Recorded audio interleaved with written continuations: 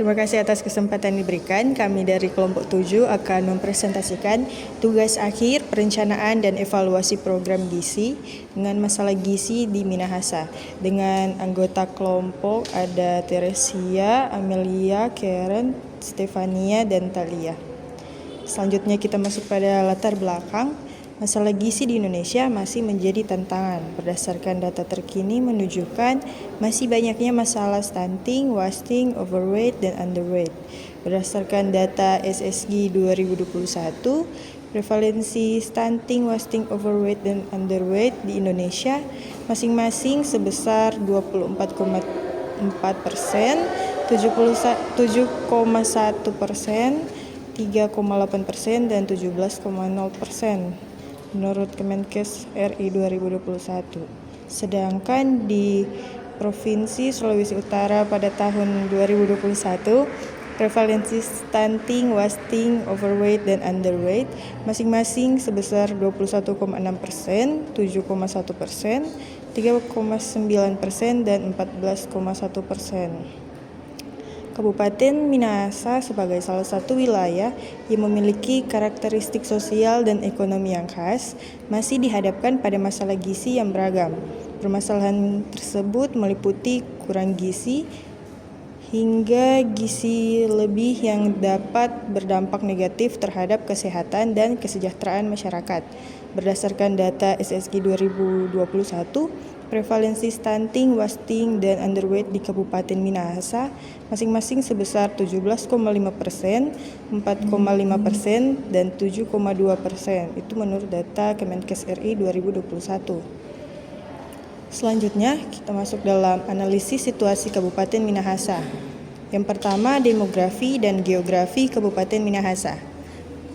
Penduduk Kabupaten Minahasa terus mengalami peningkatan setiap tahunnya. Pada tahun 2024, penduduk telah mencapai 352,54 ribu jiwa, sedangkan 0,5% lebih besar dari jumlah tahun sebelumnya. Minahasa merupakan salah satu kabupaten di Provinsi Sulawesi Utara. Ibu kota Kabupaten Minahasa adalah Tondano Barat.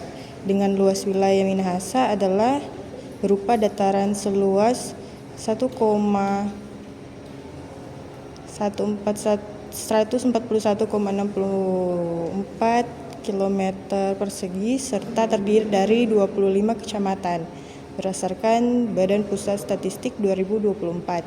Berdasarkan posisi geografisnya, Kabupaten Minahasa memiliki batas-batas. Yang pertama itu batas utara, yaitu Laut Sulawesi, Kota Manado, dan Kota Tomohon.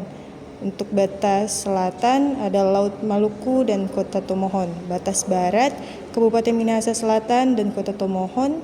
Dan batas timur, Laut Maluku, Kabupaten Minahasa Utara, dan Kota Tomohon. Selanjutnya, sarana dan prasarana Kabupaten Minahasa. Yang pertama, jumlah tenaga kesehatan di Kabupaten Minahasa mengalami peningkatan, terutama tenaga perawat dari 154 menjadi 967 orang. Total fasilitas yang tersedia yaitu sebanyak 323 fasilitas. Fasilitas kesehatan tersebut meliputi rumah sakit umum, rumah sakit khusus, puskesmas, puskesmas rawat inap, puskesmas non rawat inap, klinik pratama, dan posyandu. Yang kedua, kualitas pendidikan. Berdasarkan kualitas pendidikan di Kabupaten Minahasa sudah termasuk cukup baik. Dari segi jumlah fasilitas pendidikan, Kecamatan Pineleng merupakan kecamatan dengan jumlah sekolah paling banyak, yaitu 22 sekolah. Dan Kabupaten Minahasa juga memiliki 6 perguruan tinggi. Yang ketiga, perumahan. Status kepemilikan bangunan tempat tinggal sebagian besar adalah milik sendiri, yaitu sebesar 74,15%. Selain itu, rumah tangga banyak yang tinggal di rumah bukan milik sendiri. Contohnya seperti kontrak atau sewa, atau ada rumah bebas, yaitu sebesar rumah dinas sebesar 25,85%. Transportasi, menurut kondisi permukaannya, jalan dalam keadaan baik sekitar 57,39%, kondisi sedang 9,71%, 5,92% kondisi rusak, dan 26,97% dalam kondisi rusak berat. Yang kelima ada akses air bersih. Presentase rumah tangga menurut sumber air untuk mandi atau cuci atau lain-lain sebagainya, sebagian besar menggunakan sumur terlindung atau sumur tak terlindung, yaitu sebesar 38,55%, untuk menggunakan sumur bor atau pompa dan leading masing-masing sebesar 17,25% dan 17,76%. Selanjutnya kita masuk pada identifikasi masalah kesehatan terkait gizi di Kabupaten Minahasa. Nah, berdasarkan Survei Kesehatan Indonesia atau SKI tahun 2023, kondisi gizi balita di Kabupaten Minahasa menunjukkan beberapa masalah utama, yaitu ada stunting yang mencapai 23,1%, wasting mencapai 5,0%, underweight mencapai 7,4%, dan overweight mencapai 9,0%. Nah, untuk penentuan prioritas masalah dari keempat masalah yang ditemukan, itu kami menggunakan metode USG atau Urgency, Seriousness, and Growth, di mana kami menilai betapa pentingnya dan betapa mendesaknya dan betapa serius serta bagaimana pertumbuhan dari keempat masalah tersebut. Dan yang ditemukan paling mendesak, serius, dan berkembang adalah stunting dengan masing-masing nilai 5% dalam kategori urgency, seriousness, dan growth yang mencapai total 15 poin dan mencapai urutan nomor 1 untuk permasalahan utama. Dan untuk wasting di urutan ketiga, overweight di urutan keempat, dan underweight di urutan kedua. Untuk prioritas masalah stunting diberikan nilai 5 pada urgensi dikarenakan stunting masih menjadi masalah mendesak yang perlu segera ditangani karena akan memberikan efek jangka pendek dan panjang bagi tubuh anak atau balita. Nah, untuk keseriusannya diberikan nilai 5 didasarkan pada dampak jangka pendek dan panjang dari stunting, di mana anak akan mengalami masalah pertumbuhan baik fisik maupun kognitif yang berdampak pada usia remaja hingga dewasa. Dan untuk growth diberikan nilai 5 berdasarkan pada data SSGI 2022, di mana prevalensi stunting di Minahasa sebesar 16,5%, dan pada tahun 2023 menurut SKI 2023 terdapat kenaikan menjadi 23,1%. Nah, untuk pohon masalah dari stunting ini, penyebab akar masalah atau penyebabnya itu ada penyebab langsung dan penyebab tidak langsung. Untuk penyebab langsungnya berupa asupan gizi yang kurang, infeksi kronis atau berulang, kurangnya akses layanan kesehatan. Dan untuk penyebab tidak langsungnya adalah ketidaktahuan tentang gizi dan pola asuh yang kurang, faktor sosial ekonomi, serta sanitasi dan akses air bersih yang buruk. Nah, dampak dari stunting ini berupa pertumbuhan terhambat, perkembangan otak terganggu, dan risiko penyakit kronis. Kita masuk pada intervensi spesifik, di mana intervensi spesifik ini ada 5 poin. Yang pertama itu pemberian makanan tambahan bagi ibu hamil, di mana permasalahan gizi pada ibu hamil dan balita tidak terlepas dari pemahaman dan pengetahuan si ibu terkait asupan gizi yang baik. Yang kedua, suplementasi tablet tambah darah. Nah, pemberian tablet tambah darah ini sangat diperlukan untuk memenuhi asupan zat besi guna mempersiapkan proses kehamilan dan persalinan yang sehat. Yang ketiga, promosi dan konseling menyusui, di mana rangkaian kegiatan ini dalam kelas ibu balita, yakni konseling menyusui, pemberian dukungan emosional kepada ibu hamil atau ibu balita, manajemen laktasi, penyampaian berbagai informasi terkait ASI, IMD, dan perawatan balita. Yang keempat, pemberian makanan tambahan, di mana anak-anak yang terindikasi anak kurus akan menjalani evaluasi kesehatan melibatkan pemeriksaan fisik, penilaian gizi, dan pemeriksaan medis lainnya di puskesmas ataupun rumah sakit. Kita masuk pada intervensi sensitif, di mana intervensi sensitif ini terbagi menjadi 5 poin, yaitu yang pertama peningkatan akses dan kualitas air bersih serta sanitasi lingkungan, yang kedua peningkatan ketahanan pangan rumah tangga, yang ketiga pemberdayaan ekonomi keluarga, yang keempat peningkatan pendidikan dan pengetahuan gizi, dan yang kelima penguatan sistem perlindungan sosial.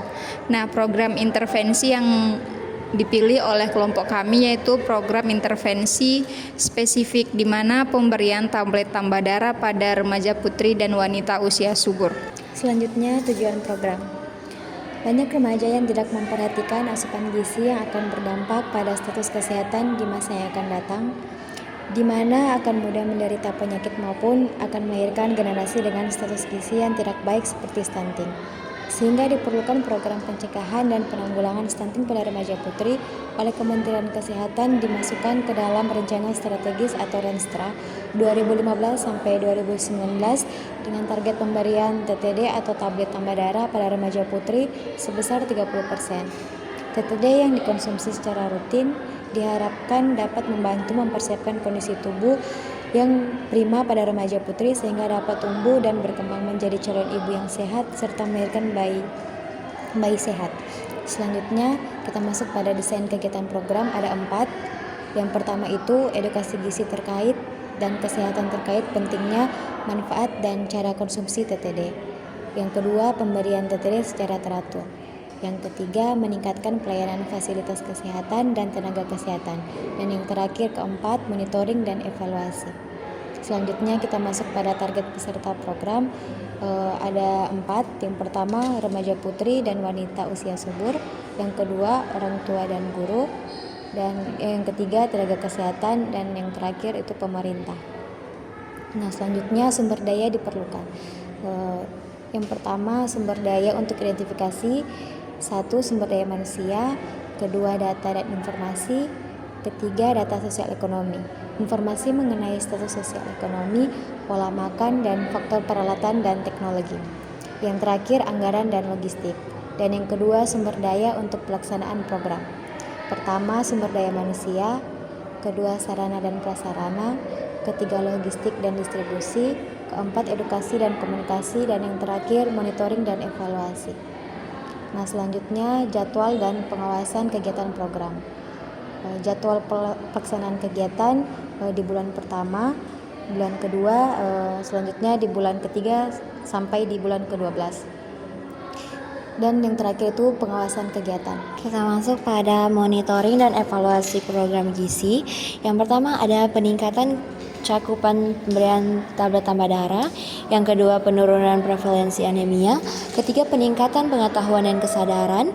Dan keempat, keterlibatan stakeholder. Berikutnya ada panggulangan kegagalan program. Ada 7, yaitu yang pertama ada evaluasi penyebab kegagalan. Kedua, memperkuat edukasi dan sosialisasi. Ketiga, memperbaiki sistem distribusi. Keempat, meningkatkan pelatihan tenaga kesehatan dan kader. Yang kelima, libatkan orang tua dan komunitas lebih aktif. Yang keenam, penyesuaian jadwal dan metode monitoring. Dan yang terakhir ada pemberian insentif dan penghargaan. Berikutnya ada kesimpulan. Kesimpulannya adalah permasalahan gizi seperti stunting, wasting, underweight, dan overweight masih menjadi tantangan yang perlu mendapatkan perhatian serius meskipun prevalensinya di Kabupaten Minahasa relatif lebih rendah dibandingkan rata-rata provinsi dan nasional. Stunting dan underweight menjadi prioritas utama permasalahan gizi yang perlu segera ditangani karena dampak jangka panjangnya. Pemberian tablet tambah darah atau TTD pada remaja putri dipilih sebagai program intervensi spesifik yang strategis untuk mencegah anemia dan stunting di masa mendatang.